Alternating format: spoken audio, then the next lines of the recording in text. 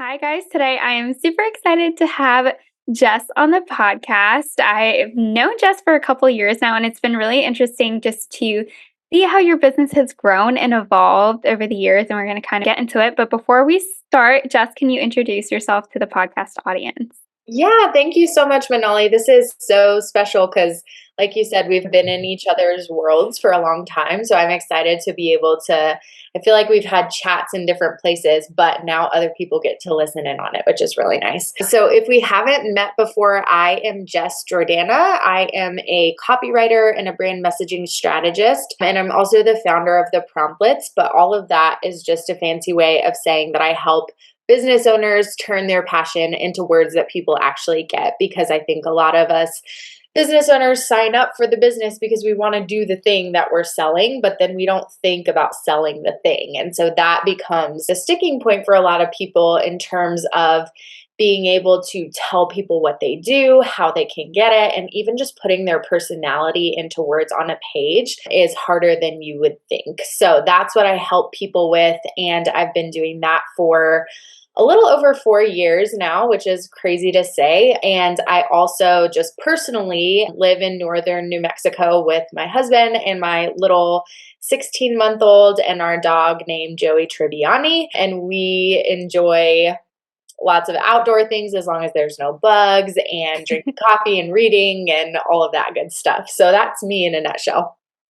I love that. And I definitely can resonate with being one of those business owners who got into business and didn't realize how much writing I would have to do, marketing and being able to write to be able to sell yourself without feeling super salesy has been a huge thing that I've had to just work and hone my skills on. And I have loved learning from you in that regard, like over the years. And it's been super, super helpful. But in the theme with the podcast, I am diving right into kind of like behind the scenes of you and your business. And I know that you recently launched a mastermind that is for copywriters. And I always do some digging into the people that I'm interviewing before I have them on the podcast. And I loved your series. You did a series of confessions that you said that you were scared to share about with other copywriters about really just like the behind the scenes, like your business journey, but really we see like everything that is like highlight moments sometimes. Like a lot of people will share about things that they've after they've overcome them. And you really took people behind the scenes of kind of the messier parts of running a business that we don't always have the space or platform to really talk about. So can you talk to us a little bit about how you said that you built a wildly successful business, but then had like a heart gut check of being like, what is this business giving me? Yeah, absolutely. First of all, this series in and of itself was one of the hardest things that I've done in business, just because I feel like a lot of our work in owning an online business, when you don't really have like necessarily certifications that you need, or you don't really have this stamp of approval where somebody external is telling you, okay, you're a real business owner now. A lot of our work is proving that we're legit, like proving that we're the real thing, proving that we can get people the result that they want, or take them through a transformation, or make them look a certain way on camera, or whatever. I had the idea, it was called 10 Things I'm Afraid to Tell Copywriters About My Successful Business.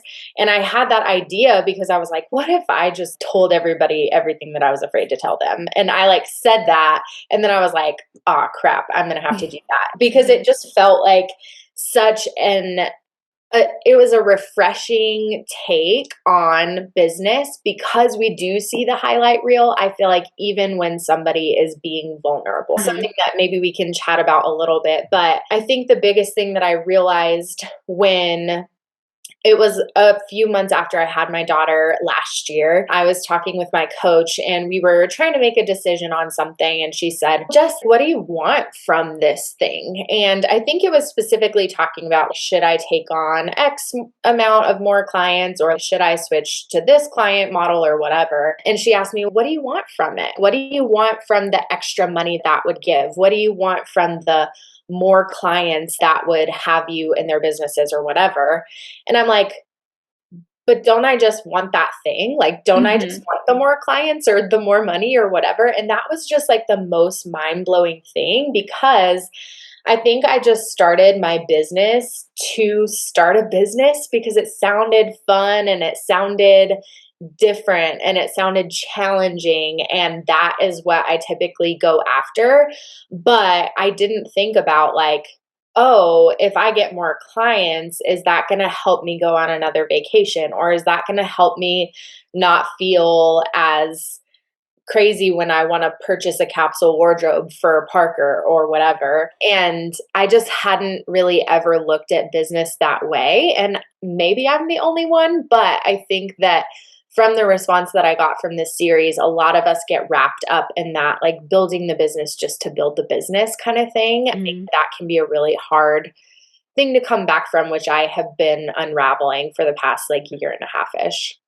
Yeah, I totally resonate with this of like where I am at in business too, Yeah. because I Mhm. started a photography business, realized like that I loved the business side of things more Yep. than the actual photography side of things. And I have been in a pretty long time of kind of just pivoting in the sense of pivoting out of wedding photography, but really looking at everything from a clean slate of being like, I can build a wildly successful business doing a handful of things, but like at the end of the day, what do I actually want? Like, how do I want this business to support like my lifestyle and what type of work is going to be able to give me that? Because I think that was the reason why I started the business in the first place. Yep. Yeah, for sure. And I think too that because a lot of us business owners are overachievers, we are pretty good at the far off vision. Like, the what if one day my business could be this? Like, for me, it's Mhm, always been like the $1 million business has always been like that thing that I'm like, oh, what mhm, if I could do that? That would be amazing. But then I think so many owners are uncovering, which it's funny because I think a lot of it is happening right now because a lot of people started their businesses during COVID or maybe slightly before. And like, things are leveling out now. It's also a harder time to sell right now. And so people mhm, are like, hold on, wait, like, my day to day life sucks right now. And like, maybe the $1 million business is still in the vision, but like, what mhm, about right now? What about mhm, today? And I think that's the biggest thing that shifted for me is I'm like, I don't want to only have this end result and not have all of the magical moments in between. And some of mhm. that is a mindset thing, but some of it is actually structuring your business in the way that it can serve you to really enjoy your day to day, I think. Yeah, and I have had to pull back too from that mindset of I can resonate with being a very high achieving person. And if I set a goal, like I'm probably going to hit that goal, but I've had to pull it back a step and be like, how can I still chase after this goal while still like feeling good and enjoying the process as Mhm. much, if not maybe even a little bit more than the actual end destination that I'm trying to get after? Because I have been through the process of setting a really big goal, like hitting that goal, being really excited, and it's like mountaintop moment, but then it's like you very quickly dip back down into kind of like the day to day. And do I like my work on a random Tuesday afternoon if I'm not necessarily at that mountaintop moment? So that has just been like a mindset shift that I've had to make over the past couple of years of being like, how can I also really soak in and enjoy just like a process of building up to those big goals that I do have. And it's okay that to enjoy the journey on the way there too. It's not just like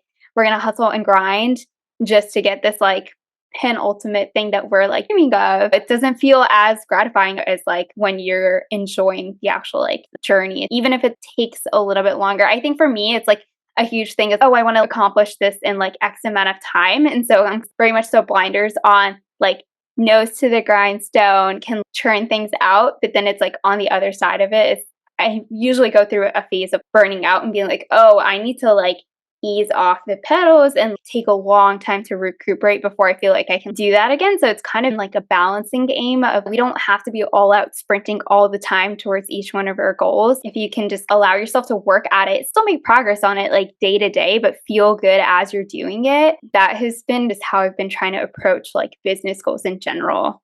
Yeah. Yeah, I love that. And I think too, like, when we started business, what year did you start your business, your photography? 2018. 2018. Okay, so we were the Mhm. same year. And I think at that point, it was kind of a little bit before people defined for the online business world, like what we should be going after. Like now it's like 10K months. You need to hit a 10K month, Mm-hmm. or you need to be able to scale with digital products or whatever. It was a little bit before that like wave of Mm-hmm. marketing. And so I feel like when I started my business, I was like, just more all the time. Just need Mm-hmm. to be doing more. That's the only goal. And so Mm-hmm. it's sort of like two sides of the same coin. Me just saying more is just as bad as somebody saying they want a 10K month, but not really knowing why or not really Mm-hmm. knowing what that's going to get for them. So I think, like you said, enjoying the journey, part of that is being able to define that picture of what do we want our day to look like, because it's one thing to say enjoy it, but it's another thing if I personally a year ago didn't even know what things I really enjoyed outside of just Mm-hmm. like achieving something. So that was like Mm-hmm. a whole process of me figuring out, okay, in the moment, what brings me joy outside of other people's opinions, outside of achieving a milestone, outside of all of these things. And then how can I bake more of that into my days? I think is really helpful because we just operate on that hamster wheel of, oh, got another one, got to Mm-hmm. keep going sort of thing. Yeah. Something that I was going to ask is, do you have check-in that you do then before you set the next business goal for like the quarter or like the upcoming year? Yeah, I think the last year and probably the next year, like a year from now, have really just been me thinking about what am I doing right now and how can I keep doing that and how can I get the most out of that thing instead of what's the next thing. Because I Mhm. think my decision lens for so long was like, okay, what's next? Do we need another offer? Do we need to like Mhm. majorly scale this? Like, how can we move to ads? How can we do this?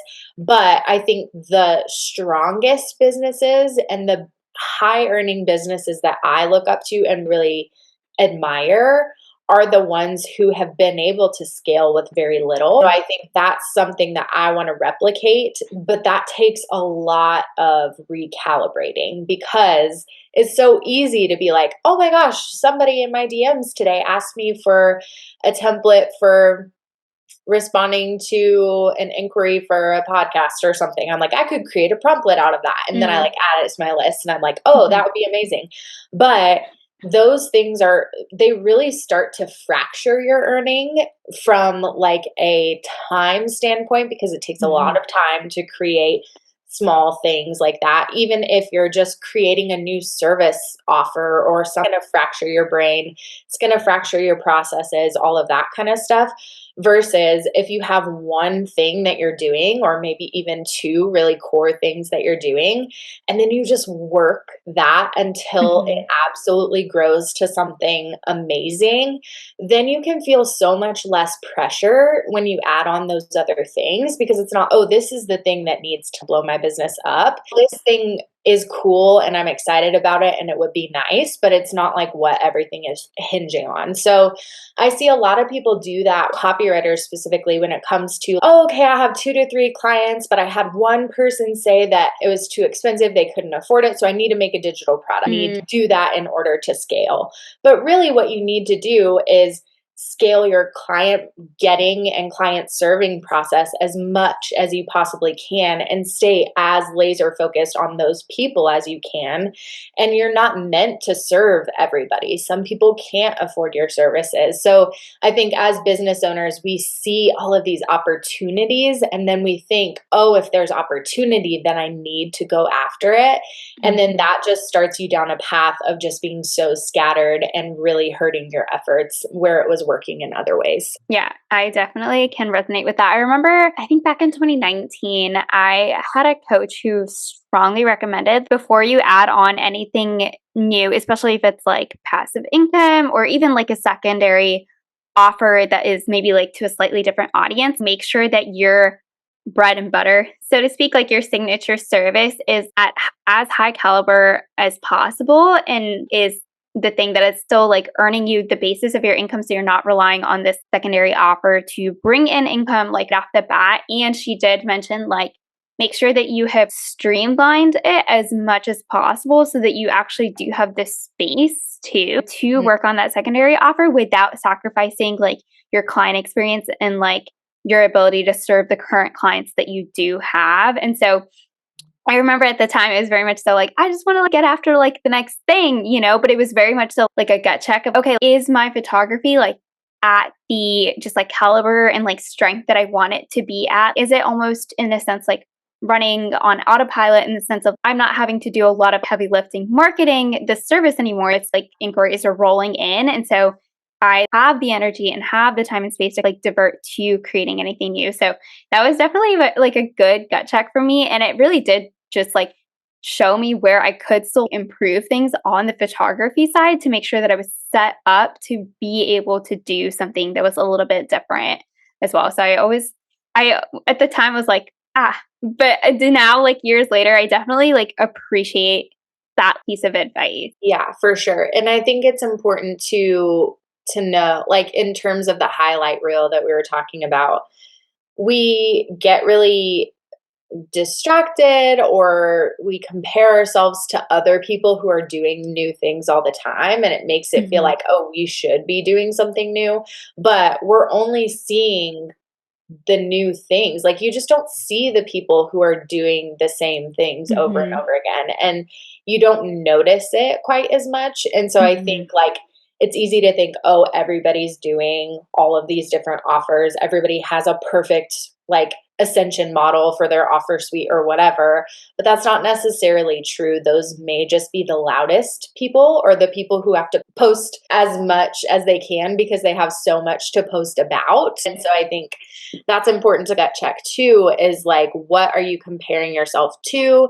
And do you want to compare yourself to the loudest people, or would you rather compare yourself, and compare yourself at all, but would you rather kind of level set with those people who are running profitable businesses and are maybe the quietest about it or whatever? So I think that's just something to examine within the online space when it comes to marketing, because Mhm. marketing can be supposed to be strategic. And so then we see the strategic side of it and we're like, oh my gosh, they must be doing all of these things. And then that hurts our business where we see all of the insides and the messy and all of that kind of stuff.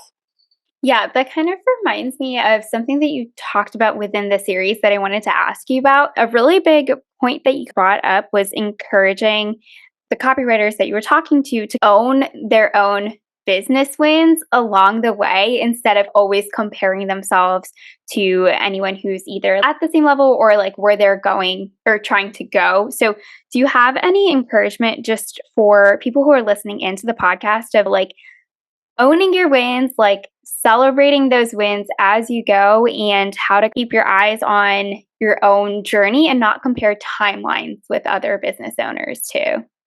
Yeah, I think the how is just to make it a practice. I think it can be so simple, but simple doesn't mean that people are actually doing it. I just Mhm. didn't do it for so long. Thinking back, because I'm like a nerd about biohacking kind of stuff, like health and fitness and everything.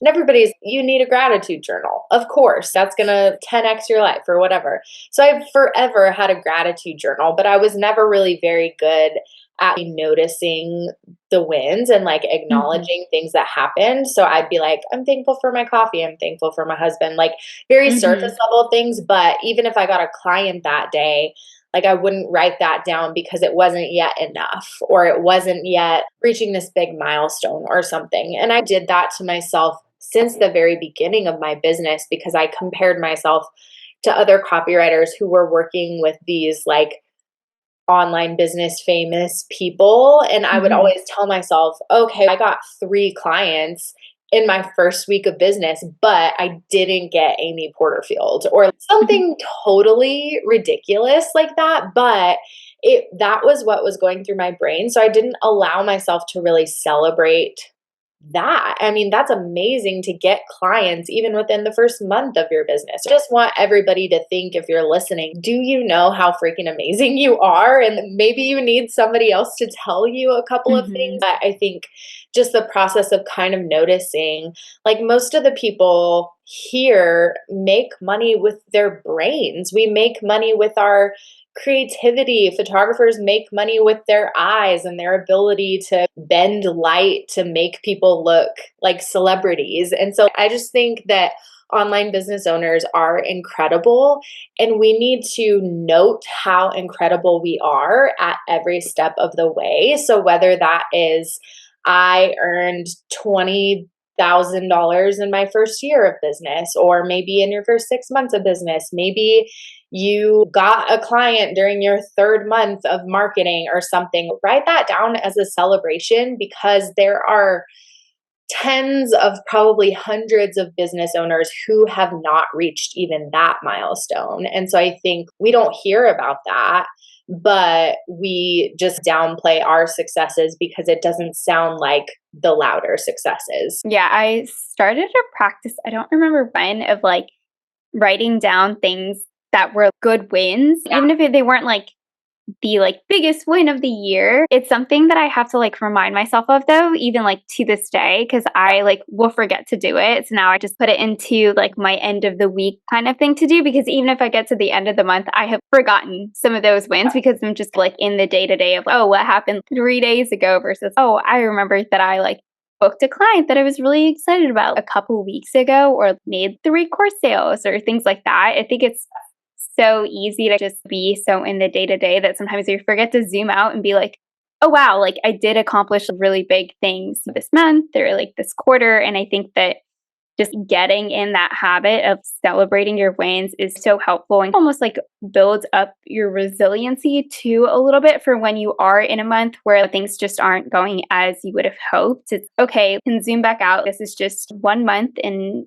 the overall journey. There's so many things that have gone well. For me, that's always like very helpful if I'm like in a week or two where I'm just like not in it and it feels like it's just the slow, like the messy part, like nothing's happening. I always have to take that step back and be like, there is actually like great things that have happened this year. You just got to keep going and pushing through those times. For sure. And I think too, like, it's easier to celebrate. Like, we still have to train ourselves to celebrate like the good things that happen. But I think even recognizing, like, okay, where did I like stay present in something that felt really hard? That is a win, because a lot of people avoid hard things. Like, where did I send a boundary setting email to a client? Where did I tell somebody up front what was going to happen instead of waiting for them to ask me? Or like, even where did I maybe get a hate response from an email that I sent out? That could be a win, because that means you're being specific. That means you're being polarizing enough to get hate emails, which also means you're going to call people in so much more strongly with that message. And so I think being a business owner, you have to start to see everything as working for you, working in your favor, because otherwise we're just not going to make it. Like, business ownership is too freaking hard.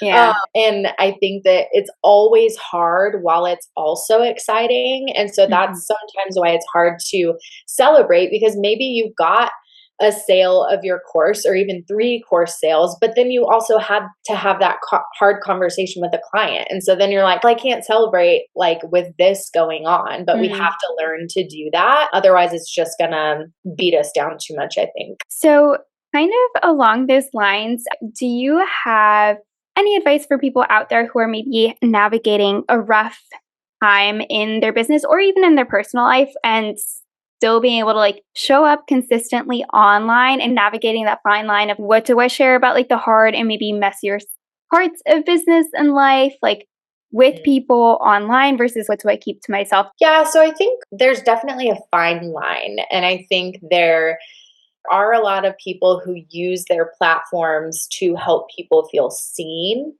I think that's great. There are also a lot of people who use their platforms to sulk.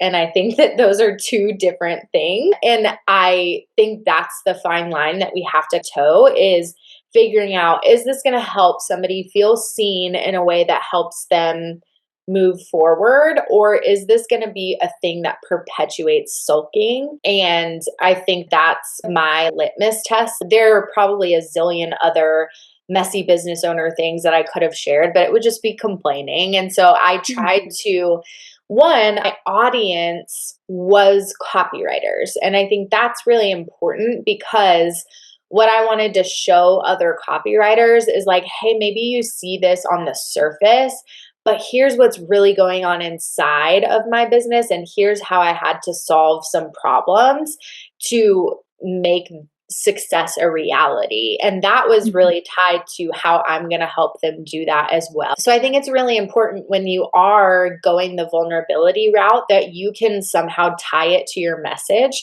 that you're not just airing your dirty laundry for the sake of it, but you are saying, and this is why this is so important. Insert your Mhm. message here. Or this reminded me to go back to what I teach people, which is this, or whatever. And that's not always going to be perfect. I think sometimes there are life things that happen that we just need to let people know and let them in on. And that's totally fine if it's more of an update sort of thing. But I think if you're Mhm. wanting to really get vulnerable with your audience in a way that can convert, I think that connection is important. It's not going to be just the vulnerability that does anything. It's going to be like, Mhm. hey, I see you in this, me too. How Mhm. can we like call each other up out of this sort of thing to get Mhm. what we really want? I think was the overall message of that confession series. So I think that's the important tie-in if you're going to do that. Mhm. Yeah, that makes a lot of sense. And then can you speak a little bit for things that are just going on with your personal life and like running a quote unquote personal brand versus what do you share from that Yeah. lens versus what do you keep to yourself? I think this is a total personal preference thing. I think Mhm. I really like to share parts of my day. I really Mhm. like to connect with other business owners throughout the day. It feels like we're at the office together, like that sort Mhm. of thing. But I know other people just really want to be very removed and want to only give value like on stories or whatever. And I think that it's a personal preference thing. I do think I have a really highly engaged audience because I share the real life things, but that engagement doesn't always directly translate to conversion depending on what I'm selling, because a lot of people are here just to see my life and to connect with me, which I think can lead to more conversions if your message is, if you have the right audience and if your message is specific enough to really call those right people and Mhm. it works for the segment of your audience that the offer is for, because you have really high engagement doesn't mean that's going to directly translate to increasing your conversions all the time. And I always like to remember that people are only going to ever engage in one way when they're responding to something. So if somebody's DMing you, they're probably not going to buy your thing.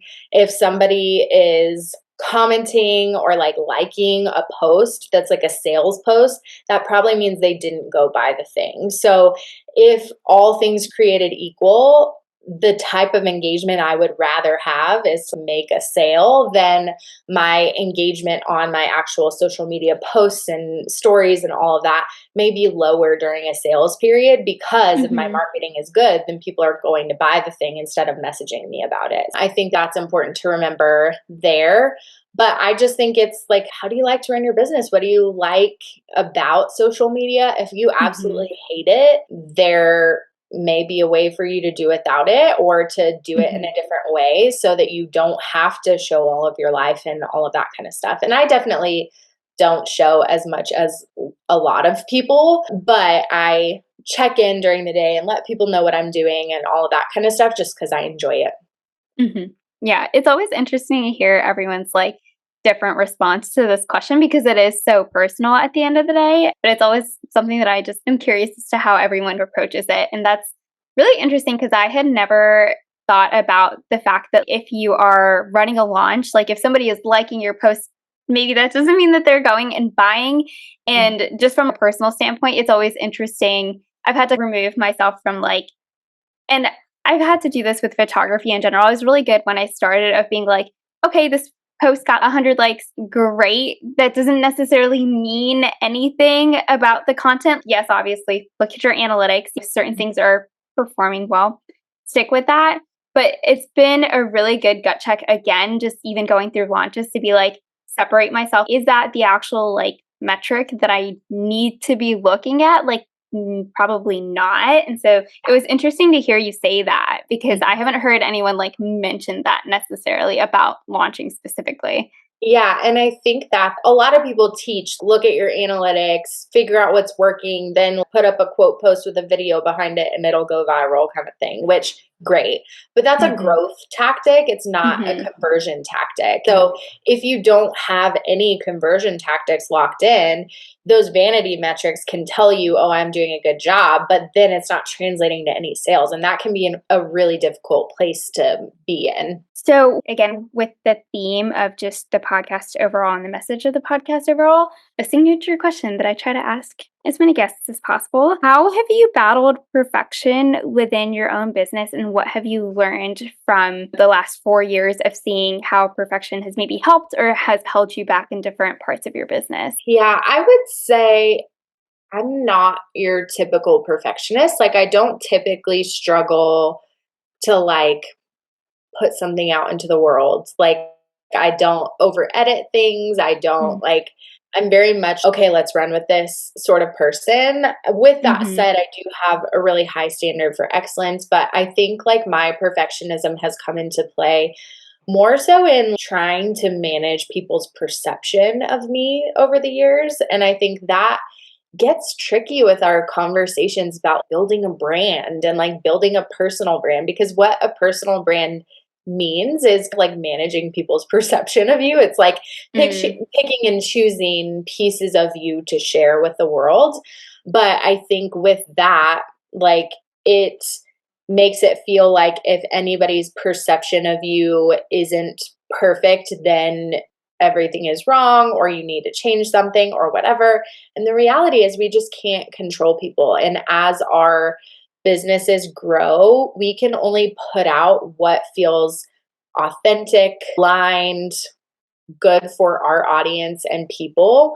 But we can't manage what everybody thinks about that. And I think that's been really hard for me in the growth journey, is as you gain more of an audience, as you get more visible, the more you can't make sure that everybody likes you, I think is what it comes down to. So I think that's been the biggest journey for me that I've had to overcome. Have you, I guess, what have you done or how have you navigated that as it started to come up with growing a larger audience where you can't necessarily control what everyone thinks of you? Yeah, I I have to tell a story about one thing because I just want people to know like how crazy people are in the online world. Like one time for our freebie, we used to deliver like mini promptlets so that you could get a peek inside the promptlets, like what the format was like and everything. So we had the contact page mini promptlet.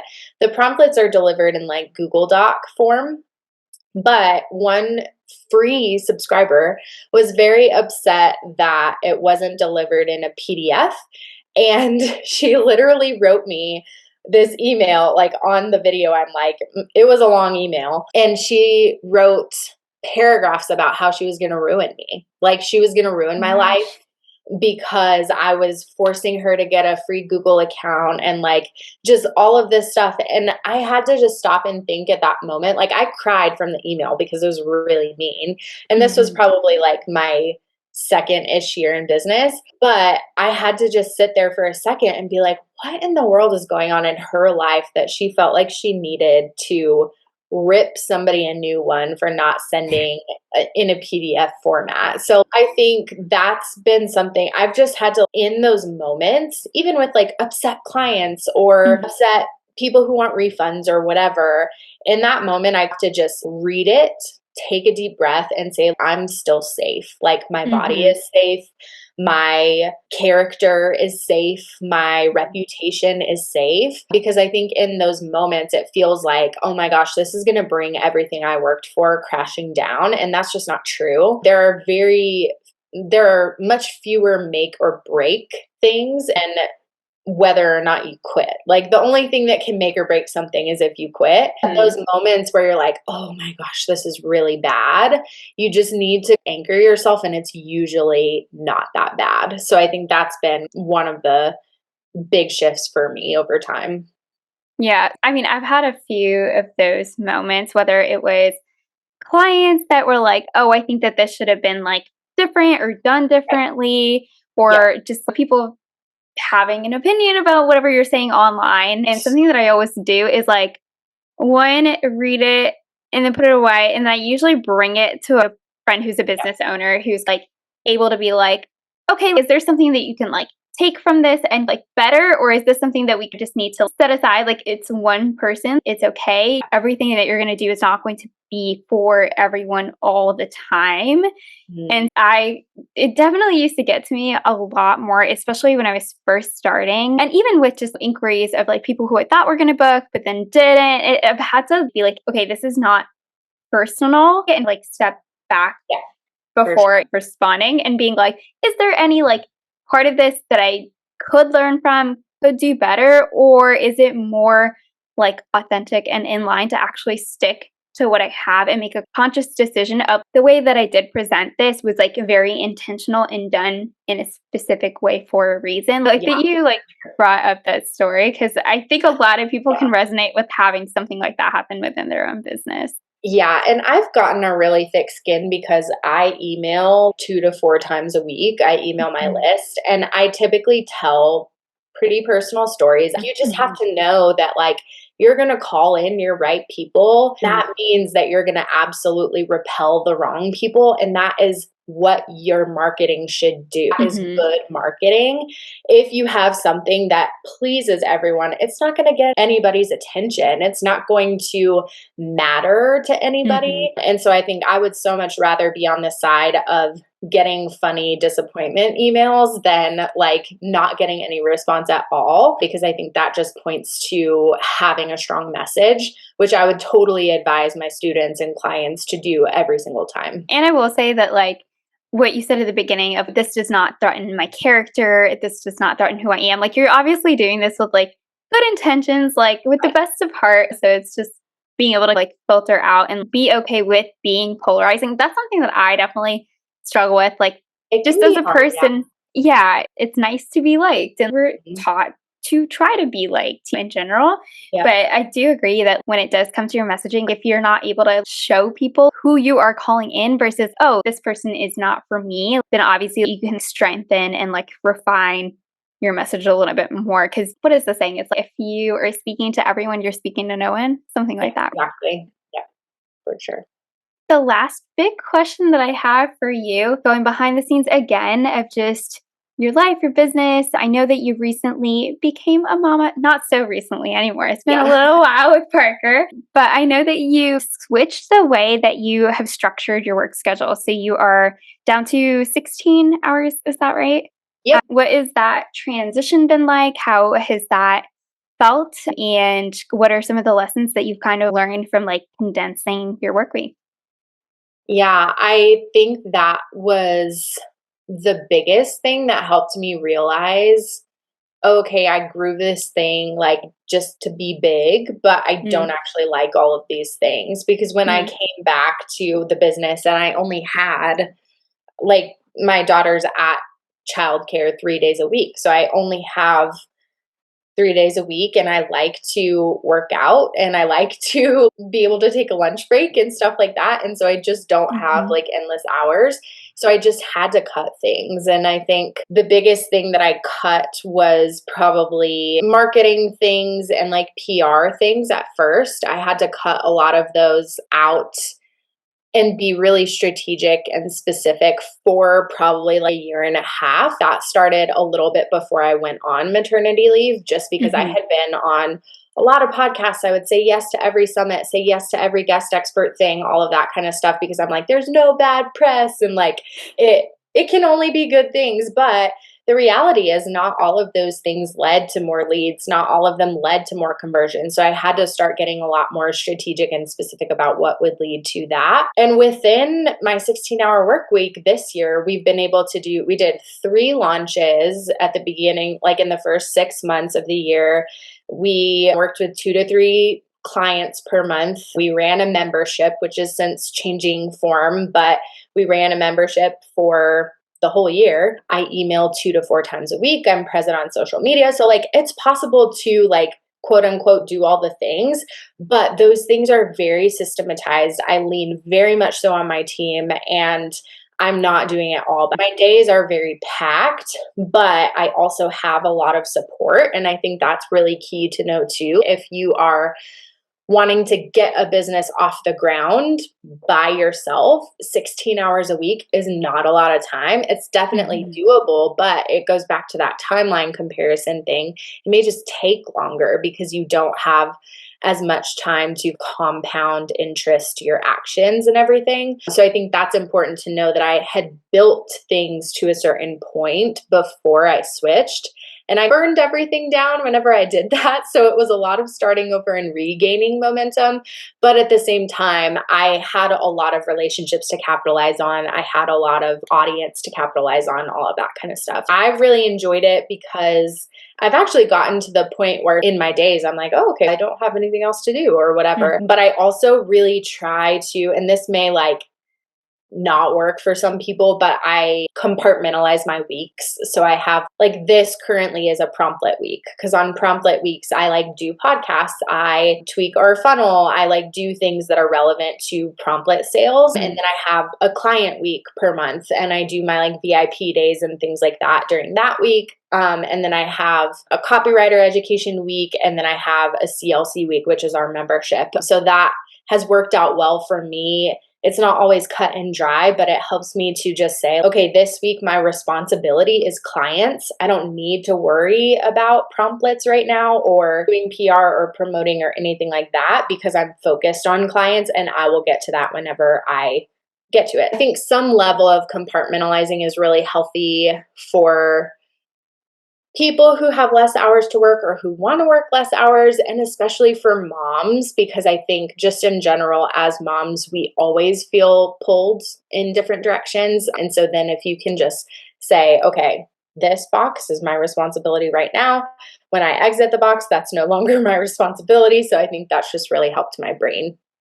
Yeah, I adopted a similar system. I had been batching by day, but I still felt like my attention was being pulled all over the place. And so, especially for bigger business projects, I guess it's helpful for me to be able to just block off a week on the calendar to be this is the week I'm going to work on the course, or this is the week I'm going to really refine everything for photography, and just section it out that way. My brain does a lot better. So if anyone else is listening out there that's been thinking about restructuring how they assign their tasks and stuff throughout the month, maybe give that a shot, see if that works better for your brain. Yeah, for sure. Because I've done the batch day thing too. And I always felt like I would get 3/4 of the way through the day and finally get my stride and not have very much time left. So I think the week helps you get your feet under you a little bit more and gives you just a little bit more deep work time, I think. So I think that helps a lot.